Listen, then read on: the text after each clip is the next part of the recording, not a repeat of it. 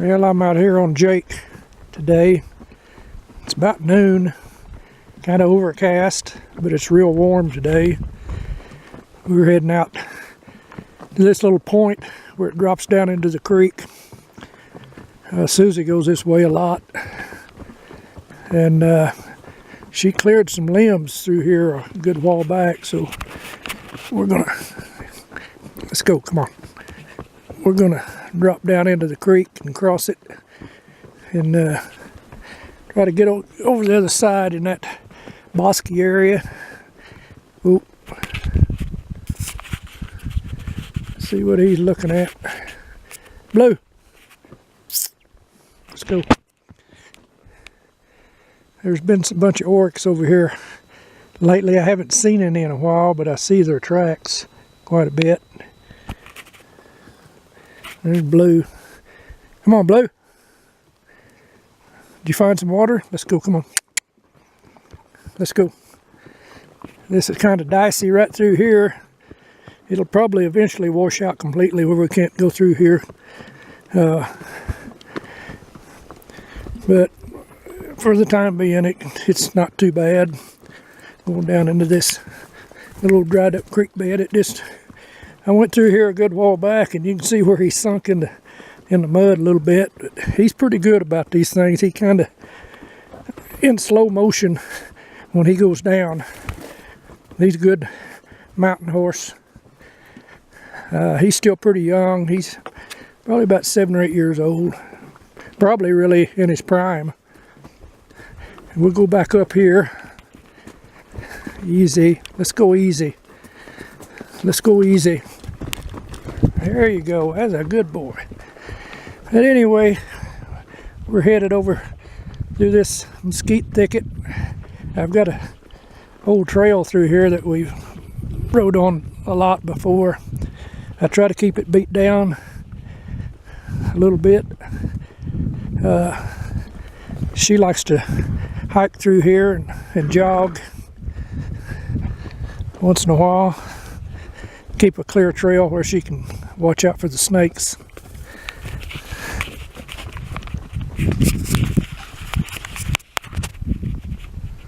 Yeah, I'm headed back up on another hill here. I just crossed that thicket there. And we're headed kind of southwest. I'll check this gate up here, see if it's still closed. Sometimes people leave gates open, especially on four-wheelers or dirt bikes. And then things get out and they go for miles before you can run them down. That the mountain range across the way, that's to the west, north and south range. It's an interesting story about there's a little, call it a mountain or a peak, just on the other side of those, but it's called Victorio Peak. Yeah, a lot of people probably know about it. I think there's been a story or two on TV about it years ago, and there's a good book in the library or in your bookstore if you're interested in this kind of thing. It's called 100 Tons of Gold. And back in the 1930s, I believe it was, there was a fella was out hunting close to this peak. His wife was with him and some other people, and I believe the story goes his wife stayed in camp and they all went different directions apparently hunting. I don't know if that's a good idea. But he went up on this little peak, and it's not very high. It's probably maybe a couple of thousand feet. I don't know. It might not be that high. But it's called Victorio Peak. And it's in a basin called the Homestead Basin. I believe I'm pronouncing that right. Anyway, when he got to the top, he sat down to have a smoke or rest or whatever.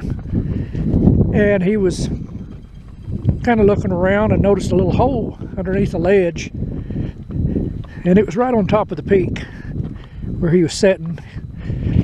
So he started messing around there, and he made his way down into that hole. And after a little while, he come upon a ladder going down, but the ladder was actually made out of I believe a juniper log, pretty good sized log. The way they made them way back, they just cut notches out of a log.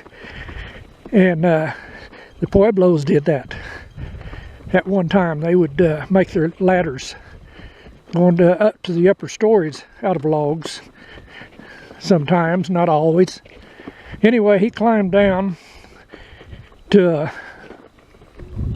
quite a ways down into a main cavern, and according to the story, there was bars of gold stacked along a wall, and jewels, a lot of jewelry, gold bracelets, different things like that.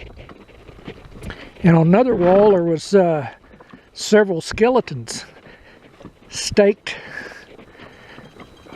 to close to the wall, and they had been executed. So he carried some of the bars, just 2 or 3 bars I believe it was, back out with him, and showed his wife, and they came back later by themselves, and he explored it pretty well, and they started transporting that gold to different other locations in case somebody else had run across it and just hadn't got back to it. He buried some amounts in different places and tried to notice the landmarks throughout the area. What was interesting to me, and it's in the book I believe, that little mountain actually has 7 entrances into that main cavern. The one on top, and then there's 6 on the different sides, north, south, east, and west. And some have come up with the idea, and whether it's right or not I don't know, but it sounds interesting, that was the original idea about the 7 cities of gold. They think, or maybe they know, I don't know for sure, that that was misinterpreted in Spanish documents and journals a long time ago, that it was actually started out, it was 7 caverns of gold. That happens a lot with different dialects and languages that we try to interpret. It's happened many times over the years with all different languages that they're interpreted wrong for a long time. And even the Spanish language has different dialects in different parts of the world. But anyway, they eventually went to the state capitol and filed a claim, and started moving the gold and the jewelry. The book, I believe, shows his wife with some of the artifacts. I believe they found some old Wells Fargo bags too, and I believe they destroyed them. No, I'm not sure, but maybe they didn't want any evidence of where somebody else could try to claim it. You know, I can understand that. But here along came World War II, and the government claimed the land, and he was still trying to get in there, and he went in partnership with a mining engineer, because he had tried to dynamite the entrance that he found bigger, and he came along in. So he got this mining engineer to go in partners with him, and they were starting to try to do something with it, because there was still a lot down there. And they got into a squabble somewhere over there, and according to the story, the mining engineer shot him, killed him, and that was the end of him. But his wife still had legal claim to it, And then when the government moved in, well, they stopped her from coming in there. And that was kind of the end of it for a long time. The grandson of these people in recent years got permission to go in there, and he had a limited amount of time to go in there and excavate, and he had some of the latest equipment, I believe. I don't think he ever found anything valuable, according to what I read in the news and heard. I knew one fella in our area that was an investor in the project. He told me a little bit about it. They did find evidence of the military actually being inside that cavern. They used a kind of a vacuum machine, dredge of some type, to pull the dirt out to try to clear the passage that they found. And they found Lucky Strike packages, empty ones, thrown down. And if you don't know what Lucky Strikes were, there were cigarette packages, cigarettes that were popular back then. And for a long time, even when I was young, there was two major brands, Lucky Strike and Camel. The Lucky Strike is the one that the government put in K-ration containers for the soldiers. And anyway, they found that stuff like that, evidence that they think that, I guess, that somebody had been down in there. And they showed pictures of the mountain where it had just been really dug up and looked like bulldozer trails and roads all over it and into it. I think there was some military people came up later and kind of said something about it, but nothing was ever found. And that was in the 60s when they think the military might have been in there. There was a fella, according to what I heard, over in this part of the country. He was supposed to have discovered it before the army got to it, and he would sneak across that basin on an old Indian motorcycle and go clear over there, and then transport a few bars at a time back over here to this mountain range in one of the canyons. And he ended up dead. Somebody killed him, so the story goes.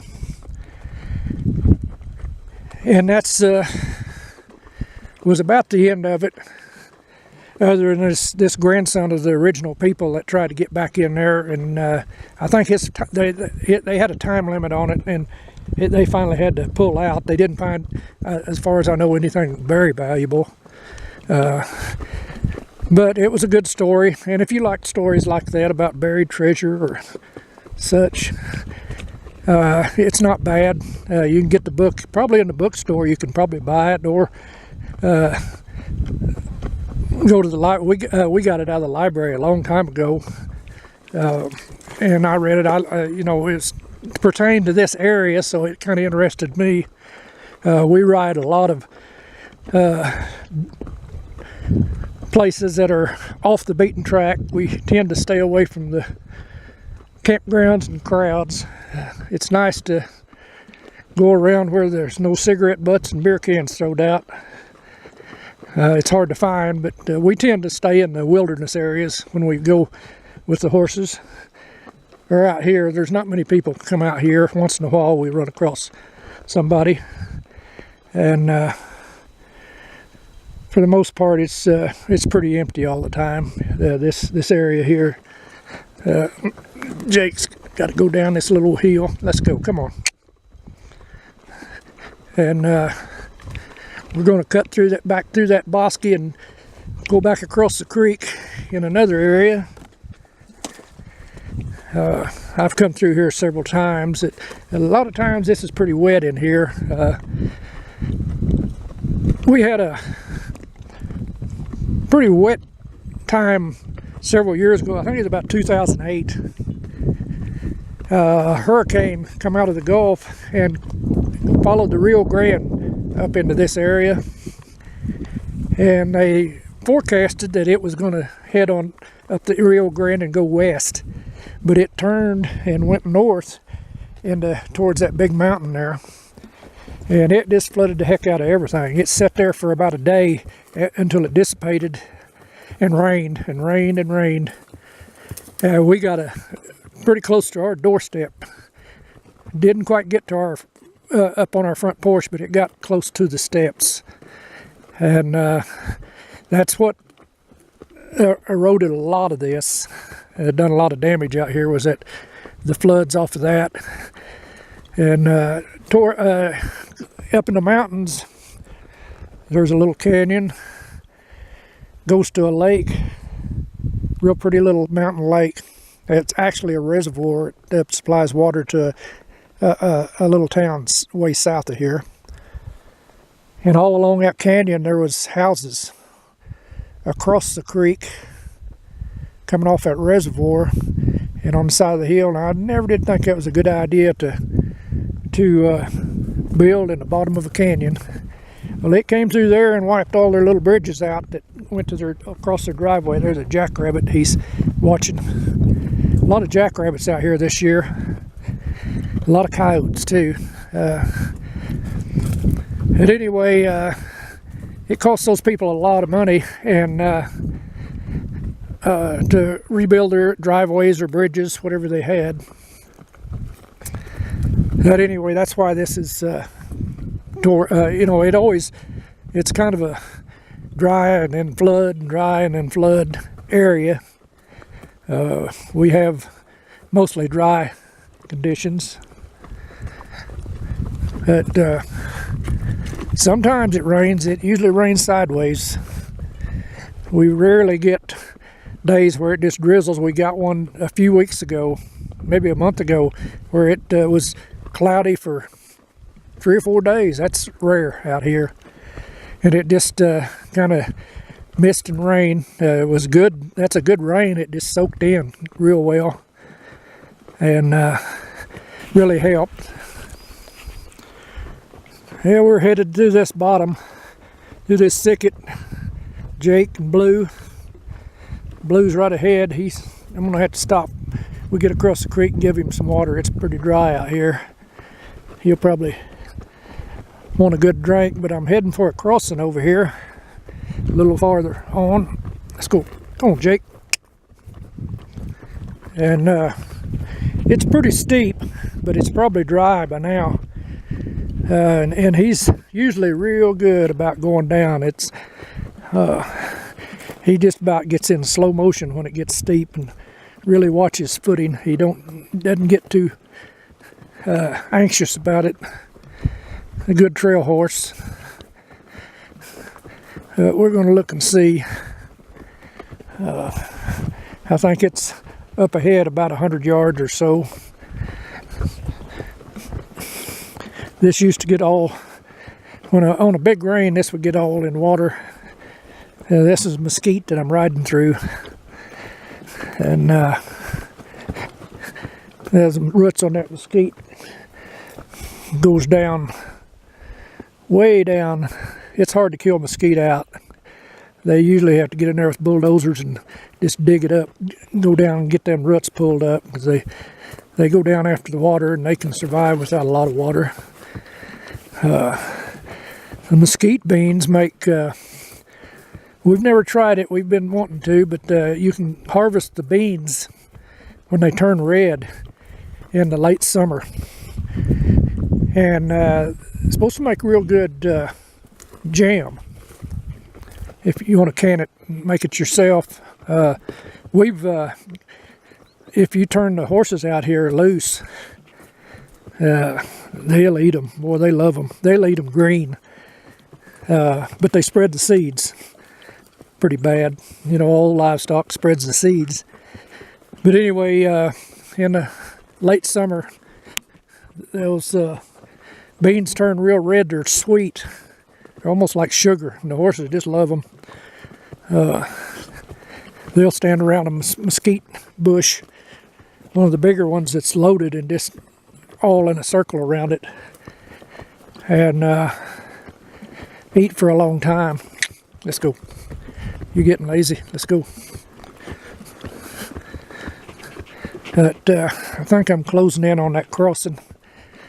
I want to see how he does. If I can hold on to this camera and hold on to him. That ground's harder than it used to be. I don't like to fall off. Blue. Yeah, I believe it's just around here a little ways.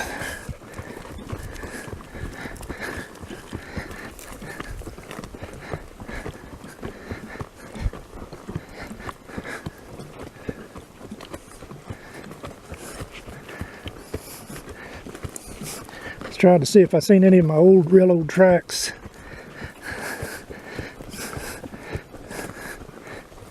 Yeah, we're about there. I believe it's right ahead of us. And we're going to see if we can go down that real slow, because it's pretty steep. It's not very far down, but it's exciting. More so than it used to be. Blue.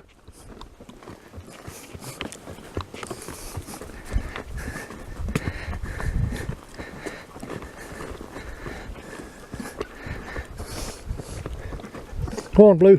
You go down first. Easy does it, Blue. Easy does it, Jake. That's a good boy. That's a good boy. Oh, you're doing fine. Yeah, I don't think I could do that good. You might go a little bit faster up this hill. Yeah, we're all right. Anyway, that's Jake crossing the creek in slow motion. Thanks for watching.